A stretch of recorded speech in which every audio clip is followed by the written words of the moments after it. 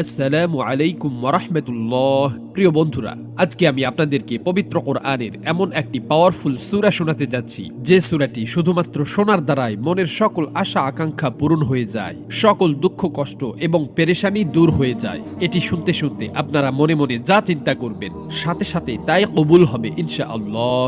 এই সূরাটি আপনাদেরকে শুধুমাত্র মনোযোগ দিয়ে শুনতে হবে, কষ্ট করে পড়তে হবে না।